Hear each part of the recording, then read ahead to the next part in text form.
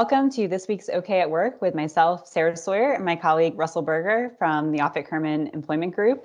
So this week we are talking about the ADA and accommodations and how that interacts with FMLA.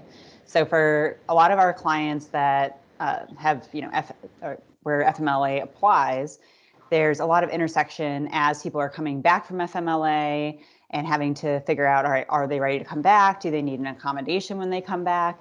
And so we often get a lot of questions about, all right, this person, their FMLA is running up, but they need more time, or they're saying that they're going to need certain things when they get back. What do we do?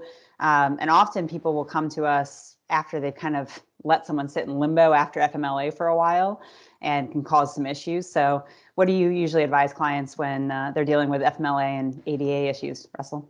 Yeah, so the starting point is that these are all separate processes that run at the same time.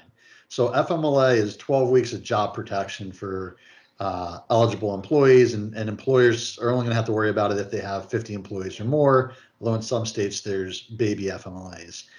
In any event, you've got to deal with that. So the job protection is one piece. The ADA is a separate piece, which says if someone's got a disability, you've got to provide a reasonable accommodation unless it creates an undue hardship.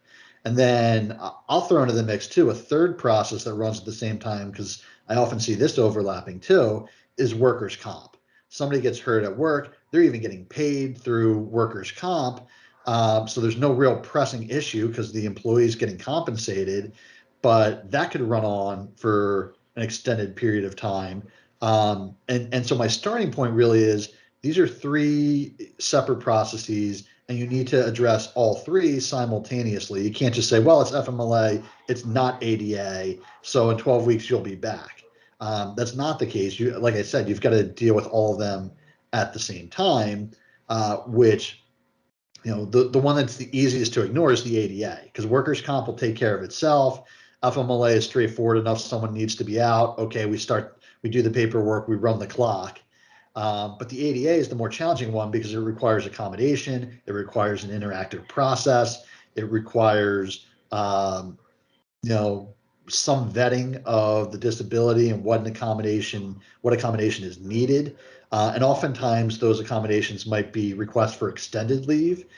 So all that stuff has to be evaluated through the typical ADA interactive process. Yeah, because the question usually comes to me at the end of FMLA when someone needs that time extended, and unpaid leave can be an accommodation under the ADA. So the question becomes, all right, their FMLA is over and I need them back, but they aren't ready to come back yet. They need additional leave or they need an additional surgery or whatever it might be.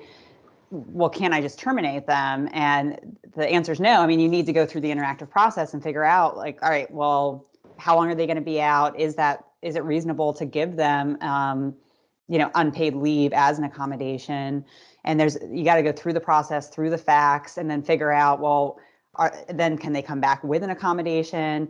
And trying to figure out, well, what would be a hardship for the company? Would 6 months of unpaid leave, be that likely might be an undue hardship because people need people in certain positions, but you have to do that analysis. It's not always just so easy and cut and dry. You really have to go through the interactive process as you mentioned. And we deal also with there's indefinite leave is not is per se not reasonable under the ADA. So if there's just they don't know when they're coming back, it's not reasonable to provide, just let them kind of hang out there forever and not know when they're coming back. But there's a process that you need to follow to really make sure that it really is indefinite, and really go through the steps to establish that and make sure that that's actually the case.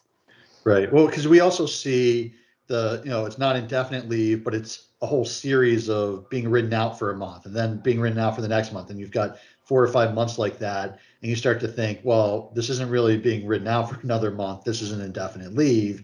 And we're just checking in every month. And, that's a little bit of a gray area in the law, but it's definitely something that employers can take steps proactively to address. And we can certainly counsel clients through that and do.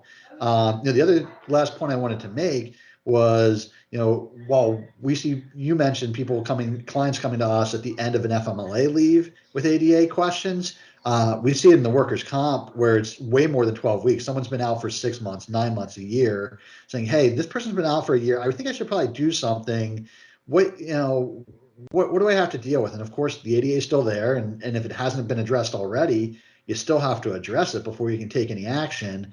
So the best advice, just in general, is get on it as soon as possible and get the wheels turning on these processes so that you have more options and more flexibility as time goes on. Yeah, you really don't want employees sitting in limbo. I mean, that's really what I see a lot of. And so it just, that makes the administrative burden so much higher of just, internally of having to, and then kind of backtrack and be like, all right, well, what's been going on? Like, why have we had this person out for so long and not address these issues? And so if you have a process in place and you stay on top of it and you communicate with the employee, because that's what the interactive process is all about, is communicating with the employee and figuring out, what the options are and what makes sense for the employee, for the company. And so just really staying on top of that will save employers a lot of headache on the back end. And as much as they like to talk to us, Russell, it saves a couple conversations with us if they've got a good process in place and can follow it right from the start and keep things rolling. So definitely all about the policies here. Yeah, they can still call us and talk to us. It just doesn't have to be about these issues. Exactly. Well, thank you, Russell, and I'll see you next time. Thanks, Sarah.